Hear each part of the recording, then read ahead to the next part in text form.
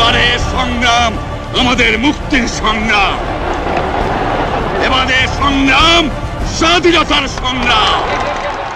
ইতিহাস বিজয়ীর হাত ধরে লেখা হয়, কিন্তু এই বাংলাদেশ সৃষ্টির ইতিহাস বিজয়ীর হাত ধরে যতটা না লেখা হয়েছে তার চেয়ে বেশি এর বিরুদ্ধ শক্তি দ্বারা পরিচালিত হয়েছে। দুঃখজনক হলেও সত্য, পরাজিত পাকিস্তান সেই কুৎসার রটনাতে যতটা না অংশ নিয়েছে তার চাইতে ঢের বেশি কুৎসা রটিয়েছে স্বাধীন বাংলাদেশে বিভিন্ন সময় রাষ্ট্র ক্ষমতায় যাওয়া ব্যক্তিরা। 1975 সালের পর এক এক করে দেশের সর্বোচ্চ পদে স্বাধীনতা বিরোধীদের পুনর্বহাল করার সাক্ষী গোটা বিশ্ব। তখন থেকেই পাকিস্তানপন্থীদের কালো ছায়া পড়েছে আমাদের উপর। যুদ্ধাপরাধীরা রাষ্ট্র ক্ষমতায় এসে মুক্তিযুদ্ধের ইতিহাস বিকৃতির মাধ্যমে নিজেদের প্রতিষ্ঠা করেছে, বিভ্রান্ত করেছে প্রজন্মকে। স্বাধীনতা বিরোধীদের সাথে জোটের কারণে বা রাজনৈতিক ফায়দা লুটার জন্যও আমরা দেখেছি সরাসরি মুক্তিযুদ্ধের ঐতিহাসিক সত্য ও ভিত্তিগুলোকে নিয়ে প্রশ্ন তুলেছে সরকার প্রধানরাও। এইটা নিয়েও অনেক বিতর্ক আছে যে আসলে কত শহীদ হয়েছে মুক্তিযুদ্ধের সময়।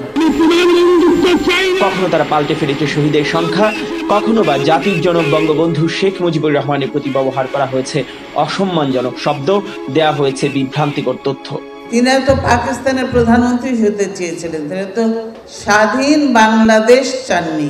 কখনো বা স্বাধীনতার ঘোষণা নিয়ে সৃষ্টি করা হয়েছে ইচ্ছাকৃত বিতর্ক।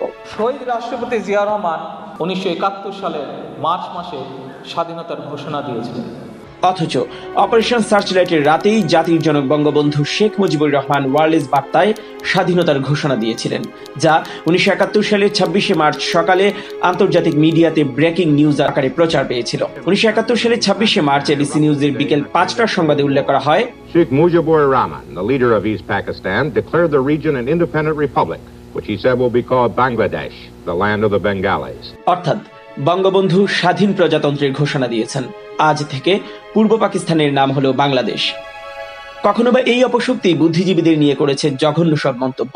তারা নির্বুধের মতো মারা গেল, আমাদের মতো নির্বুধরা প্রতিদিন তাদেরকে কি শহীদ বুদ্ধিজীবী হিসেবে ফুলতেন। কখনো বা দেশের মূল স্তম্ভ মুক্তিযুদ্ধ ও মুক্তিযোদ্ধাকালীন সরকারকে করা হয়েছে অস্বীকার, মুক্তিযুদ্ধকালীন বাংলাদেশের প্রথম রাষ্ট্রপতিকে করেছে অস্বীকার। শহীদ রাষ্ট্রপতি জিয়া রহমান সর্বপ্রথম রাষ্ট্রপতি, এটাই সত্য, এটাই ইতিহাস। আর এসব কারণে বিজয়ের 48 বছর পরও স্বাধীনতার পক্ষ বিপক্ষ শক্তি নিয়ে আমাদের কথা বলতে হয়। এরকম হাজারটা কারণে আজও আমরা আওয়ামী লীগকে মুক্তিযুদ্ধের সপক্ষে শক্তি বলি, গোটা বাংলাদেশ মুক্তিযুদ্ধের পক্ষ শক্তি বলতে পারি না। সকল রাজনৈতিক দল মুক্তিযুদ্ধে বিশ্বাসী তা আমরা বলতে পারি না, কারণ এই আওয়ামী লীগের হাত ধরে স্বাধীনতা এসেছে। এই দলের নেতাকর্মীরা মুক্তিযুদ্ধ নিয়ে প্রশ্ন তুলে না, বঙ্গবন্ধু নিয়ে প্রশ্ন তুলে না, 30 লক্ষ শহীদ নিয়ে তর্ক করে না, 2 লক্ষ নির্যাতিত নারী নিয়ে ব্যঙ্গাত্মক শব্দ প্রয়োগ করে না, 30 লক্ষ বাঙালি হত্যাকে জাস্টিফাই করে না, বুদ্ধিজীবী হত্যাকাণ্ড নিয়ে তর্ক করে না, পাকিস্তানকে নিষ্পাপ বলে প্রচার করে না, রাজাকারদের পক্ষে রাস্তায় নামে না, আবার রাজাকারদেরকে রাজবন্দী বলেও স্বীকৃতি দেয় না। মুক্তিযুদ্ধের সময় পাকিস্তান এবং তাদের দোসরদের অত্যাচারের সাক্ষী সমগ্র পৃথিবী।